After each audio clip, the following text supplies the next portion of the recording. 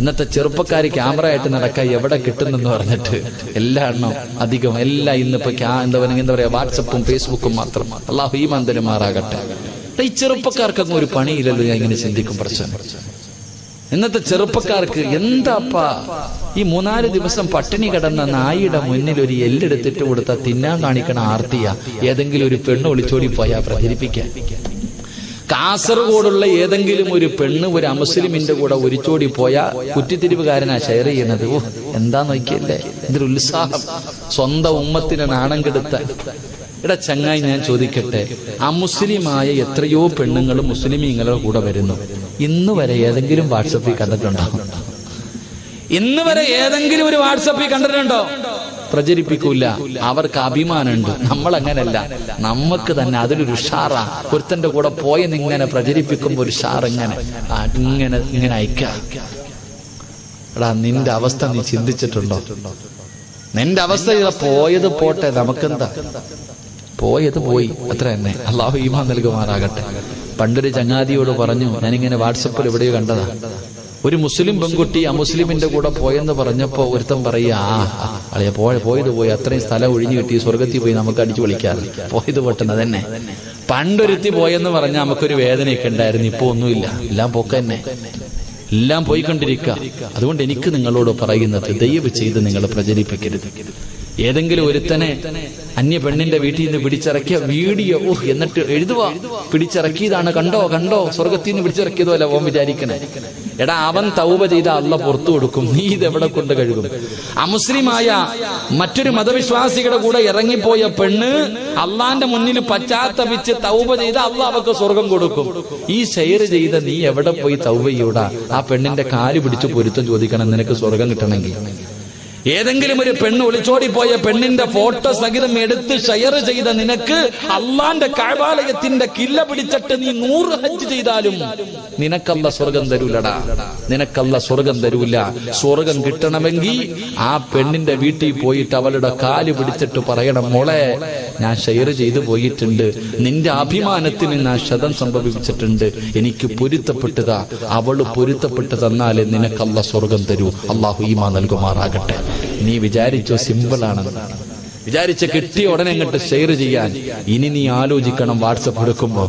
ഇനി വാട്സപ്പിന്റെ അകത്ത് ഒരു മുസ്ലിം പെണ്ണും, കാരണം നീ കഷ്ടപ്പെട്ട് ചെയ്ത ഇബാദത്തിന്റെ പ്രതിഫലം കണ്ടവക്ക് കൊടുക്കരുത്. അതാ ഞാൻ പറഞ്ഞേ. എടാ, പോയത് പോയി, അവള് പോട്ടെ. നീ എന്തിനാടാ നിസ്കരിച്ച പ്രതിഫലം അവക്ക് കൊടുക്കണേ? നാളെ പരലോകത്ത് ചെല്ലുമ്പോ നിന്റെ നന്മയെടുത്ത് അല്ലാഹുവക്ക് കൊടുക്കുമല്ലോ. നീ എന്തിനാ കൊടുക്കണേ? എന്തിനാ കഷ്ടപ്പെട്ട് ഇബാദത്ത് ചെയ്തിട്ട് കണ്ടവളുമാർക്ക് കൊടുക്കണേ? അതുകൊണ്ട് സൂക്ഷിച്ച് ഷെയർ ചെയ്യും. അല്ലാഹു ഈമാൻ നൽകുമാറാകട്ടെ. അല്ലാഹു ഈമാൻ നൽകുമാറാകട്ടെ. എടാ, കോടതി പോലും പറഞ്ഞു കുഴപ്പമില്ല, പിന്നെ നിനക്കെന്താ ഇത്ര കുഴപ്പം? കോടതി കേസില്ലല്ലോടാ. ഞാനതിന് പ്രോത്സാഹനം ചെയ്തതല്ല. നീ നിന്റെ ദുനിയാവും ആഖിറവും കളയരുത്. നീ നിന്റെ ദുനിയാവും ആഖിറവും കളയരുത്. അല്ലാഹു ഈമാൻ നൽകി അനുഗ്രഹിക്കുമാറാകട്ടെ. ചിലപ്പോ ഇത് നാളെ വെട്ടിക്ലിപ്പാക്കിയേക്കണ്ട. അമീനെ, നാളെ എടുത്തു പോതാ, ഒന്നും പറയാൻ പറ്റൂലപ്പാ, പറഞ്ഞു കഴിഞ്ഞാൽ പിന്നെ എല്ലാം കുഴപ്പമാ. അല്ലാഹു നമുക്കൊക്കെ ഈമാൻ നൽകി അനുഗ്രഹിക്കുമാറാകട്ടെ. അപ്പൊ ഞാൻ പറഞ്ഞു വന്നത്, സദക്ക ചെയ്താൽ അല്ലാഹു സന്തോഷവും സമാധാനവുമുള്ള ജീവിതം തരും, നല്ല ഭാര്യയെ തരും, നല്ല ഭർത്താവിനെ തരും. അല്ലാഹു ഈമാൻ നൽകുമാറാകട്ടെ. പെണ്ണ് കെട്ടാത്ത മക്കളുണ്ടെങ്കിൽ നല്ല പെണ്ണ് വേണോടാ, സാലിഹത്തായ പെണ്ണിനെ വേണോ? ഒളിച്ചോടി പോകാത്ത, ചാറ്റ് ചെയ്യാത്ത, വാട്സപ്പ് തരാണിക്കടി വിളിച്ചു വെക്കാത്തതിനെ കിട്ടണോ? ഇതൊക്കെ തന്നെ. ഇപ്പൊ എല്ലാം 3-4 സിമ്മൊക്കെ അല്ലേ നമ്മുടെ ലങ്ങാരെ കൊണ്ട്, ജിയോയെ കൊണ്ടൊരു ഗുണമുണ്ടായി. അങ്ങനെ എല്ലാത്തിന്റെ കയ്യിലും 3-4 സിമ്മുകൾ. മോനെ, അള്ളാഹുവിനെ പേടിയുള്ള ഒരു പെണ്ണിനെ നിനക്ക് വേണോ? 5 നയാ പൈസ സദക്ക കൊടുക്ക്, അള്ളാഹു നിനക്ക് നല്ല പെണ്ണിനെ തരുമെന്ന് അള്ളാഹുവിന്റെ വിശുദ്ധ ഖുർആൻ. അള്ളാഹു ഈമാൻ തരുമാറാകട്ടെ. എന്ത് ചെയ്താ കിട്ടും? എന്താ വിശ്വസിക്കാൻ മടിയുണ്ടോ? സദക്ക കൊടുത്താൽ നല്ല പെണ്ണിനെ കിട്ടും, സദക്ക കൊടുത്താൽ നല്ല ജോലി കിട്ടും. അല്ലാഹു ഈമാൻ തരുമാറാകട്ടെ. മഹാനായ മൂസാ നബി അലൈഹിസ്സലാം ഒരു മനുഷ്യനെ ഒറ്റയടിക്ക് കൊന്നു കളഞ്ഞു. ഒരാളെ ഒറ്റൊരടിക്ക് മൂസാ നബി കൊന്നു. മൂസാ നബി ഒരാളെ കൊന്ന വാർത്ത എല്ലാവരും അറിഞ്ഞു. അപ്പൊ ഒരാൾ വിളിച്ചു പറഞ്ഞു, മൂസാ, നിന്നെ പിടിക്കാൻ വരുന്നുണ്ട്, ഫിർഔനിന്റെ കിങ്കരന്മാര് പിടിക്കാൻ വരുന്നുണ്ട്, വേണമെങ്കിൽ രക്ഷപ്പെട്ടോളാം. മൂസാ നബി അലൈഹിസ്സലാം ഇട്ടിരുന്ന വസ്ത്രത്തോടെ നാട് വിട്ടു. മദിയൻ എന്ന് പറയുന്ന ഒരു സ്ഥലത്തേക്ക് നാട് വിട്ടു. മൂസാ നബി അലൈഹിസ്സലാം ഇങ്ങനെ നോക്കുമ്പോ ആണുങ്ങളും പെണ്ണുങ്ങളും എല്ലാം കൂടെ വെള്ളം കോരാൻ വേണ്ടി ഇല്ല പഞ്ചായത്ത് കിണറ്റിന്റെ ചുവട്ടി കൂടുന്ന പോലെ എല്ലാം കൂടെ ബഹളം. 2 പെൺകുട്ടികൾ മാറി നിൽക്കുന്നു, ചെറുപ്പക്കാരികളെ മാറി നിൽക്കുന്നു. മൂസാ നബിക്ക് അത്ഭുതമായി. അവിടുന്ന് ചോദിച്ചു, എന്തേ നിങ്ങൾ പോണില്ലേ വെള്ളം കോരാൻ? ഞങ്ങൾക്ക് നാണമാന്നേ, ഞങ്ങൾക്ക് ലജ്ജയാ, ആണുങ്ങളുടെ ഇടയിൽ കയറി ഇടകലരാൻ ഞങ്ങൾക്ക് ലജ്ജയാ. ഓണപ്പരിപാടിക്ക് ചെണ്ട അടിക്കുമ്പോ കൂടെ നമ്മുടെ മക്കളുണ്ട്, അല്ലാഹു ഈമാൻ തരുമാറാകട്ടെ. അതും വീഡിയോ പിടിക്കാൻ നമ്മുടെ ആൾക്കാരുണ്ട്. അതന്നെ, അതിന് നമ്മുടെ മക്കൾ തന്നെ, പ്രചരിപ്പിക്കാനും നമ്മുടെ മക്കൾ തന്നെ. തെറ്റ് കണ്ടാ തിരുത്തി കൊടുക്കാനല്ല, ഫേസ്ബുക്കിൽ നോക്കിയാൽ മതി, കാണാം. അല്ലാഹു ഈമാൻ തരുമാറാകട്ടെ. മൂസാ നബി അലൈഹിസ്സലാം ആ പെൺകുട്ടികളോട് ചോദിച്ചു, വീട്ടിൽ ആണുങ്ങളൊന്നും ഇല്ല? വാപ്പ ഒരു പ്രായമുള്ള മനുഷ്യൻ, ഒരു പ്രായമുള്ള വാപ്പ, ഞങ്ങളുടെ വാപ്പ രോഗിയാ, ആണുങ്ങളൊന്നുമില്ല. മൂസാ നബി അലൈഹിസ്സലാം പറഞ്ഞു, ഞാൻ സഹായിക്കാം, നീ വാ. 2 പേരെയും വെള്ളം കോരാൻ സഹായിച്ചു. ഇത്ര ചെയ്തുള്ളൂ, വെള്ളം കോരാൻ സഹായിച്ചു. 2 പേരും വെള്ളവുമായി പോയി. മൂസാ നബി അലൈഹിസ്സലാം പടച്ചവൻ അന്യ നാട്ടില, ഒന്നുമില്ല, ആരും അറിയുന്ന ആരുമില്ല. മൂസാ നബി ദുആ ചെയ്തു, അല്ലാ കൈവിടല്ല പടച്ചവൻ, അന്യ നാട്ടില, അല്ലാ നാട് വിട്ട് വന്നതാ അല്ലാ. കുറച്ചു കഴിഞ്ഞ് മൂസാ നബി ഇങ്ങനെ ഇരിക്കുമ്പോ ഈ 2 സുന്ദരികളായ പെണ്ണുങ്ങൾ വരിക മൂസാ നബിയുടെ മുന്നിലേക്ക്. മൂസാ നബി അലൈഹിസ്സലാമിന്റെ മുന്നിലേക്ക് പെണ്ണുങ്ങൾ വന്നിട്ട് പറയാ, ഞങ്ങളുടെ വാപ്പ വിളിക്കുന്നു പ്രതിഫലം തരാൻ, ഞങ്ങളെ സഹായിച്ചതിന് പ്രതിഫലം തരാൻ ഞങ്ങളുടെ വാപ്പ വിളിക്കുന്നു. മൂസാ നബി അലൈഹിസ്സലാം ഇറങ്ങി. പെൺകുട്ടികൾ പറഞ്ഞു, നിങ്ങൾ മുന്നിൽ നടക്ക്, ഞങ്ങൾ പുറകിൽ നിന്ന് വഴി പറഞ്ഞു തരാം. എന്താ പറഞ്ഞേ? പെണ്ണുങ്ങൾ എന്താ പറഞ്ഞേ? ഞങ്ങളുടെ പുറകിൽ വരാനല്ല പറഞ്ഞത്, ഞങ്ങൾ വഴി കാണിച്ചു തരാം, പുറകിൽ വരാനല്ല പറഞ്ഞത്. പെൺകുട്ടികൾ എന്ത് പറഞ്ഞു? നിങ്ങൾ മുന്നിൽ നടക്ക്, ഞങ്ങൾ പുറകിൽ നിന്ന് വഴി പറഞ്ഞു തരാം. കാരണം എന്താന്ന് മനസ്സിലായില്ലേ? അല്ലാഹു ഈമാൻ തരുമാറാകട്ടെ. കാരണം മനസ്സിലായല്ലോ. ഒരു പെണ്ണ് മുന്നിൽ പോയാൽ പുറകിൽ നടക്കുന്നവൻ എന്തായാലും എന്തെങ്കിലുമൊക്കെ നോക്കും. അങ്ങനെ മൂസാ നബി മുന്നിൽ നടന്നു, പെണ്ണുങ്ങൾ പുറകിൽ നിന്ന് വഴി പറഞ്ഞു കൊടുത്തു. അവസാനം 2 പേരും അവരുടെ വീട്ടിലേക്ക് കടന്നു ചെന്നു. ആ കുട്ടികളുടെ വാപ്പ ആരായിരുന്നെന്നറിയുമോ? മഹാനായ ശുഐബ് നബി അലൈഹിസ്സലാം. ശുഐബ് നബി അലൈഹിസ്സലാം മൂസാ നബി അലൈഹിസ്സലാമിനെ വിളിച്ചിട്ട് പറഞ്ഞു, എന്റെ മക്കൾക്ക് വെള്ളം കോരാൻ സഹായിച്ചതിനുള്ള പ്രതിഫലം എന്റെ മൂത്ത മകളെ ഞാനങ്ങ് വിവാഹം കഴിച്ചു തരും. എടുത്തോ, എന്റെ മൂത്ത മോളെ ഞാൻ വിവാഹം കഴിച്ചു തരും. സ്വാലിഹത്തായ മകൾ കെടിച്ച് മൂസാ നബിയുടെ കയ്യിൽ പിടിച്ചു കൊടുത്തു. എന്നിട്ട് ചോദിച്ചു, ജോലി വല്ലതും ഉണ്ടോ? ഇല്ല. 11 കൊല്ലം ഇവിടെ ജോലി ചെയ്തോ? എന്റെ പ്രിയമുള്ളവരെ, ഒരു പാവപ്പെട്ട പെൺകുട്ടിക്ക് വെള്ളം കോരാൻ സഹായിച്ചപ്പോ 11 വർഷം ജോലിയും ഒരു സാലിഹത്തായ ഭാര്യയെയും കൊടുത്തു എന്ന് ചരിത്രം പഠിപ്പിക്കുന്നു. അല്ലാഹു ഈമാൻ തരുമാറാകട്ടെ. വെള്ളം കോരാൻ കൊടുത്തപ്പോഴാ, അപ്പൊ പൈസ കൊടുത്താലോ? വെള്ളം കോരാൻ സഹായിച്ചപ്പോ ആമിനാത്ത സ്വർണം കൊടുത്താലോ? അല്ലാഹു ഈമാൻ തരുമാറാകട്ടെ. അല്ലാതെ ഓസിന് അല്ലോ നല്ല ഭർത്താവിനെ കിട്ടണ എന്റെ മോക്ക് വെറുതെ കിട്ടത്തൊന്നുമില്ല കേട്ടാ. അല്ലാഹു നമുക്ക് ഈമാൻ നൽകുമാറാകട്ടെ. 2 ദുനിയാവിലും ആഖിറത്തിലും ഉപകരിക്കുന്ന മക്കൾ. ദുനിയാവിലും ആഖിറത്തിലും ഉപകരിക്കുന്ന മക്കൾ. 10ാം ക്ലാസ്സുകാരന്റെ ബാഗിൽ നിന്ന് ബിയർ കുപ്പി പിടിക്കൂല, കഞ്ചാവിന് പിടിക്കൂല, മയക്കുമരുന്ന് പൊക്കൂല, അപ്പായ പോടാ വിളിക്കുന്ന മക്കൾ. ഉമ്മ അടിക്കാൻ കൈവക്കിയ ഉമ്മയുടെ തലക്കടിക്കുന്ന മക്കൾ. അതാ ഇന്നത്തെ മക്കൾ. ഇങ്ങോട്ട് വാടാന്ന് വിളിച്ച അങ്ങോട്ട് പോകും. കിളവീന്ന് വിളിക്കും. കിളവീന്നാ വിളിക്കുന്ന മക്കളൊക്കെ മാതാപിതാക്കളെ. കാമുകം വിളിക്കുമ്പോ പറയും, കിളവനും കിളവിയും ഉറങ്ങിയില്ലടാ, കുറച്ച് കഴിയട്ടെ. അതന്നെ 2 എണ്ണം ഉണ്ടടാ ഇവിടെ, ഒന്ന് ഉറങ്ങാതെ എങ്ങനെ? എപ്പം നോക്കിയാലും 12 മണിയാവണം ഉറങ്ങണമെങ്കിൽ. ആരെ കുറിച്ചാ? സ്വന്തം വാപ്പാനെ കുറിച്ച്. അല്ലാഹു ഈമാൻ തരുമാറാകട്ടെ. പ്രായം ചെന്ന ഉമ്മ സ്കൂളിൽ പോയപ്പോ കൂട്ടുകാര് ചോദിച്ചു, അതാരാ? സ്വന്തം ഉമ്മയാ. അപ്പൊ ഇവള് പറയാ ഉമ്മുമ്മയാണെന്ന്. കാരണം ഈ പ്രായമുള്ള തള്ള എന്റെ ഉമ്മയാന്ന് പറയാൻ നാണക്കേട്. അല്ലാഹു ഈമാൻ തരുമാറാകട്ടെ.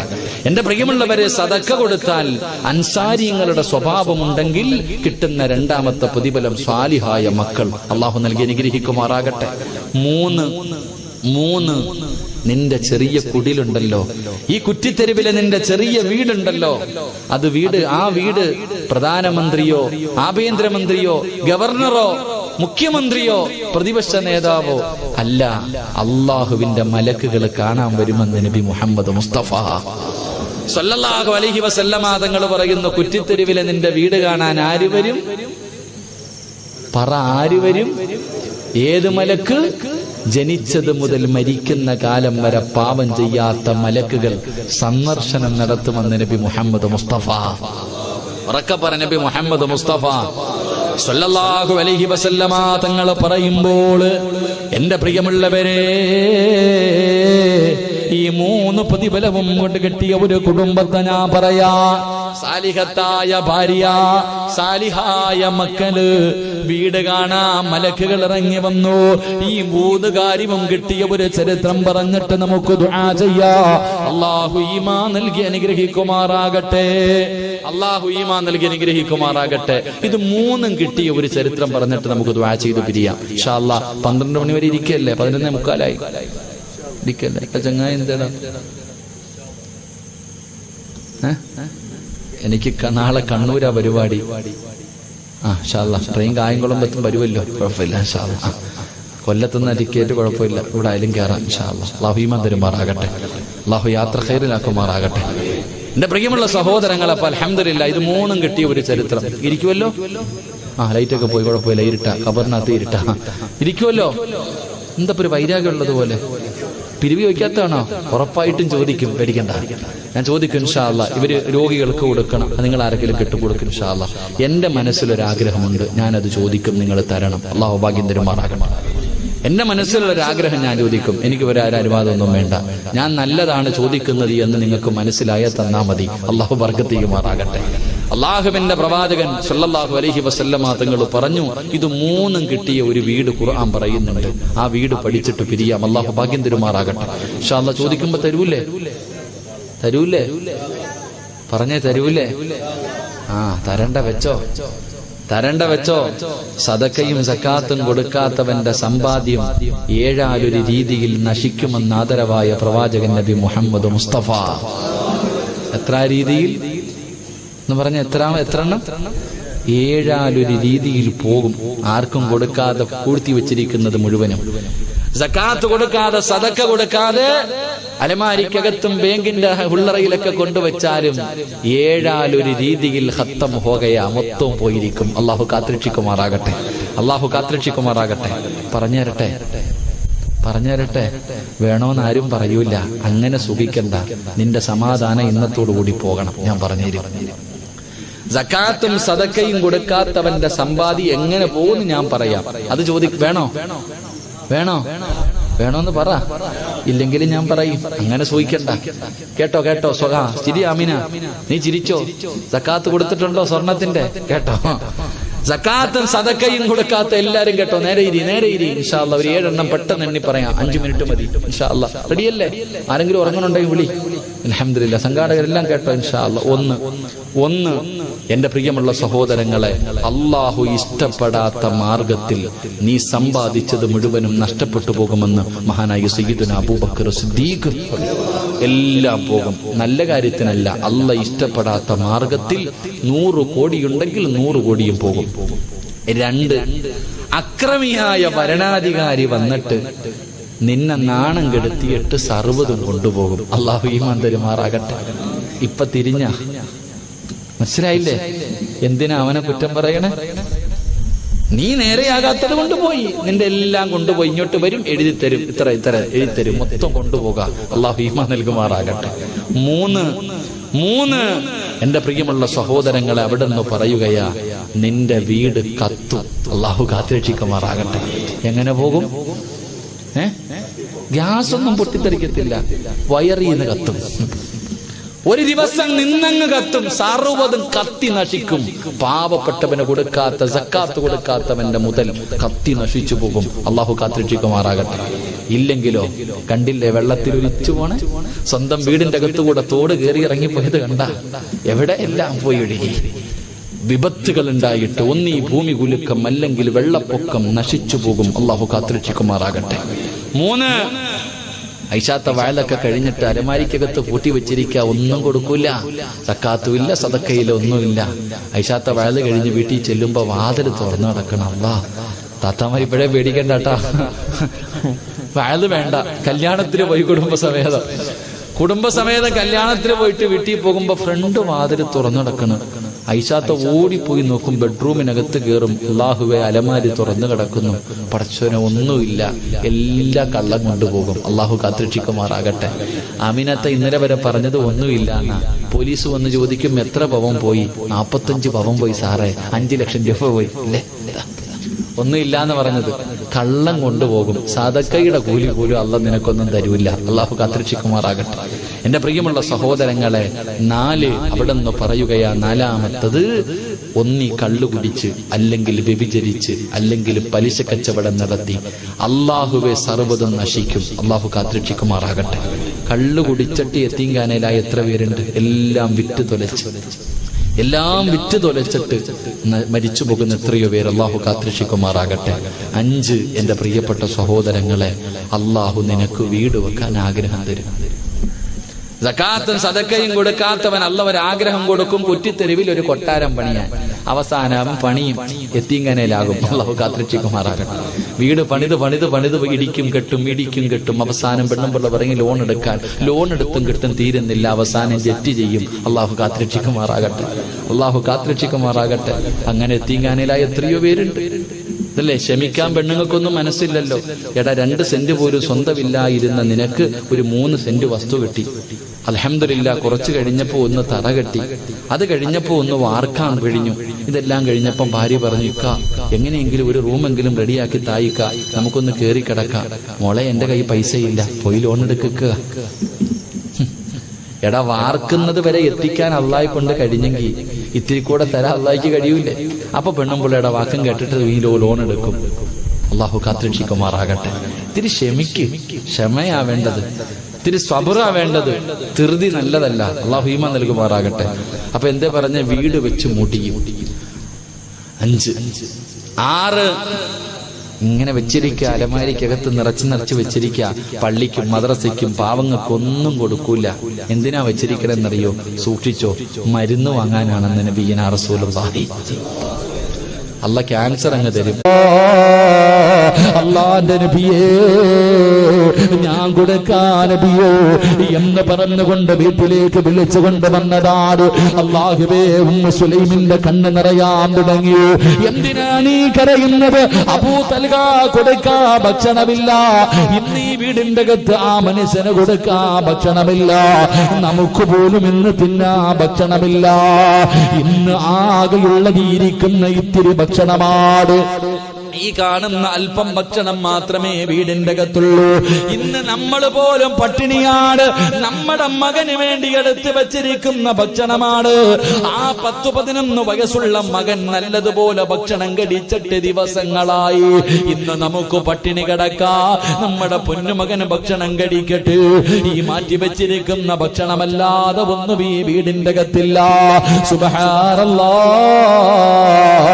അബൂ തൽഹ തങ്ങൾ കരയുക. ഭക്ഷണം കൊടുക്കാമെന്ന് പറഞ്ഞ് വിളിച്ചു കൊണ്ടുവന്ന മനുഷ്യന് കൊടുക്കാ ഭക്ഷണമില്ലല്ലോ. അതാ അനസ് റളിയല്ലാഹു തആല നോക്കുമ്പോ വാപ്പയും ഉമ്മയും കരയുന്നു. കൂടെ ചെന്നിരുന്ന മകനും കരയുകയാണ്.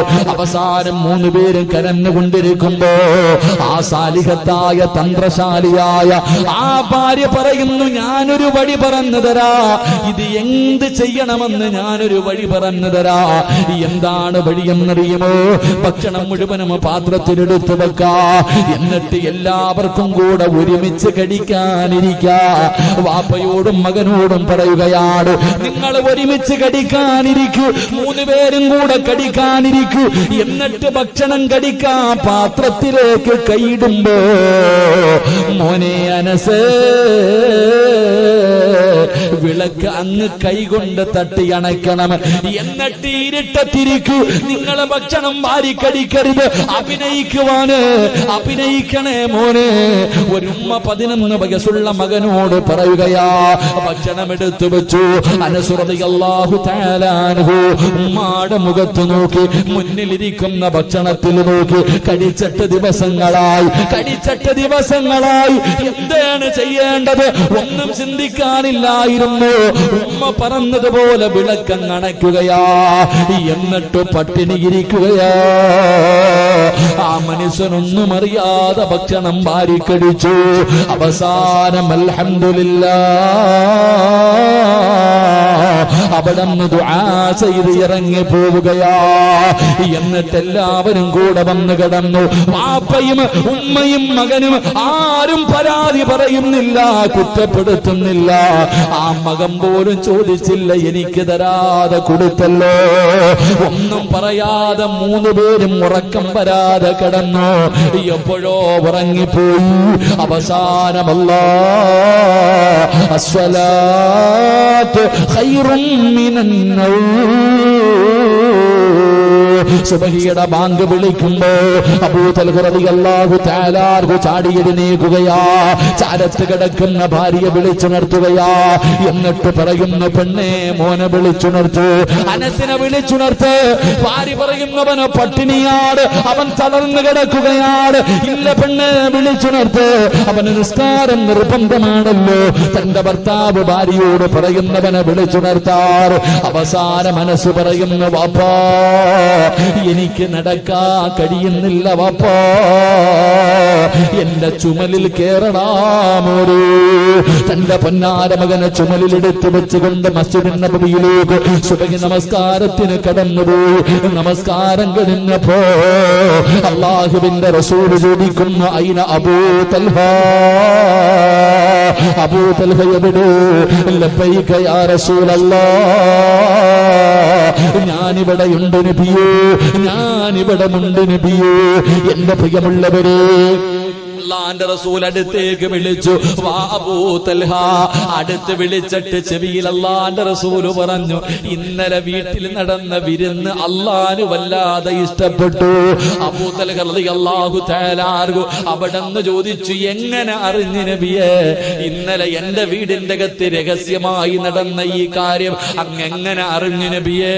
അല്ലാഹുവിന്റെ റസൂൽ പറഞ്ഞു, ഞാൻ മാത്രമല്ല അറിഞ്ഞത്, ഇന്നലെ നിന്റെ വീട്ടിൽ തിരക്കായിരുന്നു. നീയും നിന്റെ ഭാര്യയും നിന്റെ മകനും കിടന്നുറങ്ങുന്നത് കാണാ.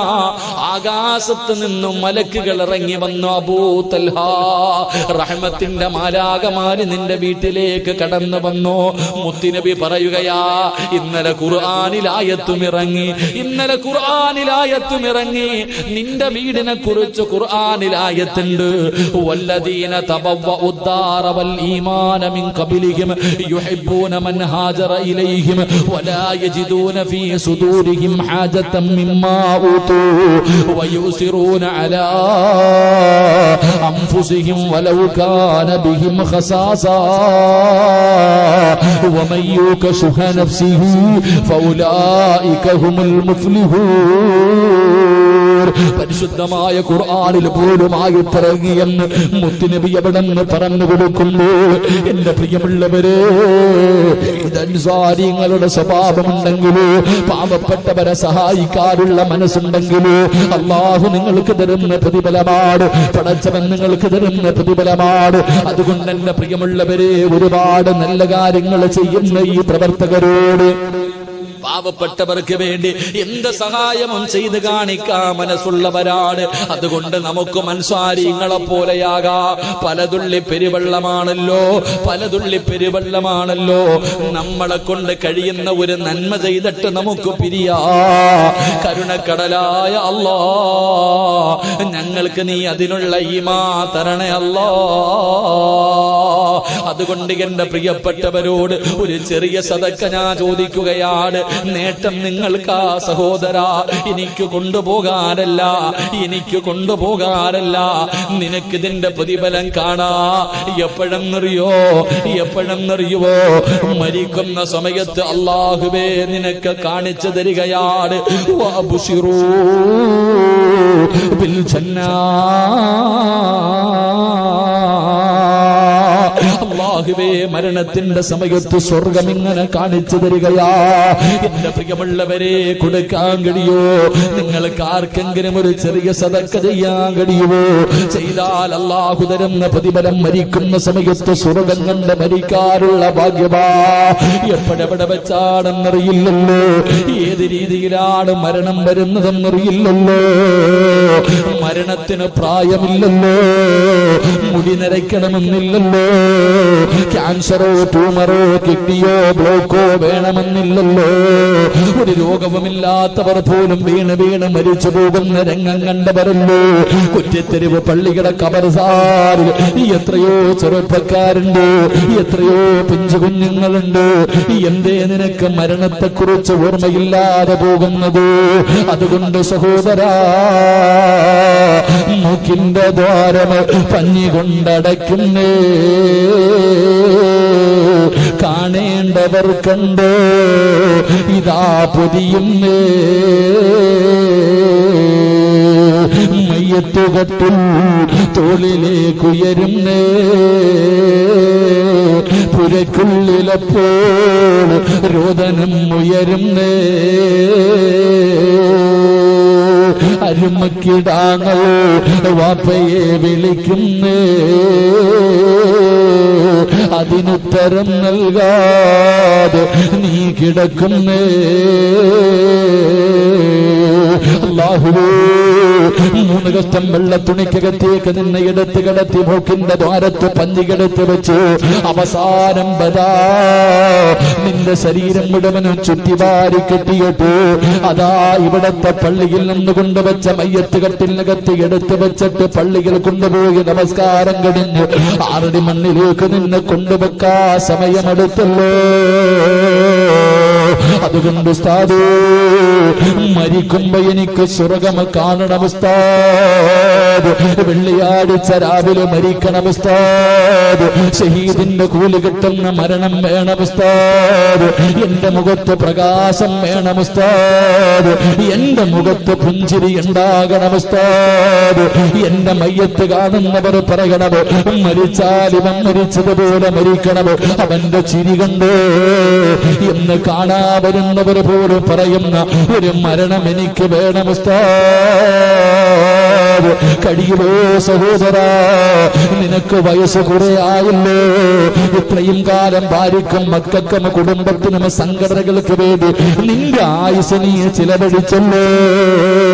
പക്ഷേ പള്ളിപ്പറമ്പിലേക്ക് ഇന്ന് രാത്രി പോയാൽ പോകാൻ നിന്റെ കയ്യിൽ എന്തുണ്ട് സഹോദരാ? അതുകൊണ്ട് എന്റെ പ്രിയപ്പെട്ടവരോട് അല്ലാഹു നിങ്ങൾക്കൊരു നല്ല മരണം തരും. അല്ല നിങ്ങൾക്കൊരു നല്ല മരണം തരും.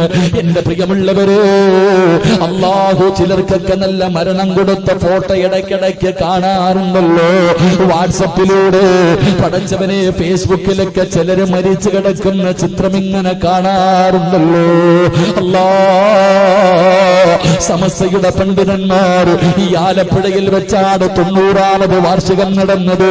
പടച്ചവനെ, ആ 90ാമത് വാർഷികം കഴിഞ്ഞതിനു ശേഷം സമസ്തയുടെ 13 പണ്ഡിതന്മാരാണ് മരണപ്പെട്ടു പോയത്. ഓരോ പണ്ഡിതന്റെയും മുഖത്തെ പുഞ്ചിരി വല്ലാത്തതായിരുന്നു, കൊതിപ്പിക്കുന്ന മരണമായിരുന്നു. അല്ലാഹുവേ, അവര് മരിച്ചെന്ന് മുഖം നോക്കിയിട്ടാരും പറയാറില്ല. അതുപോലെ പടച്ചവരെ, മരിക്കുന്ന സമയത്തും പോയാൽ ഇതുപോലെ പോകണമെന്ന് മരിച്ചു കിടക്കുമ്പോഴും പറഞ്ഞിട്ട് പോയ ഒരുപാട് മഹാന്മാരുടെ ജനാസ കണ്ടവരാ. നീ കുറ്റിത്തെരുവ് പള്ളിയിലും എത്രയോ പേര് വെള്ളിയാഴ്ച ദിവസം കൊണ്ടുപോയി കബറടക്കിയിട്ടുണ്ട്.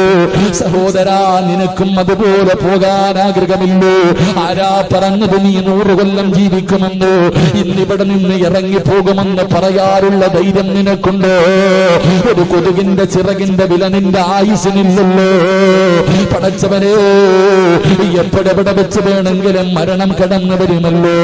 അതുകൊണ്ട് സഹോദരാ, മരിക്കുന്നതിന് മുമ്പ് ഒരു നന്മ ചെയ്യാൻ കഴിയുമോ?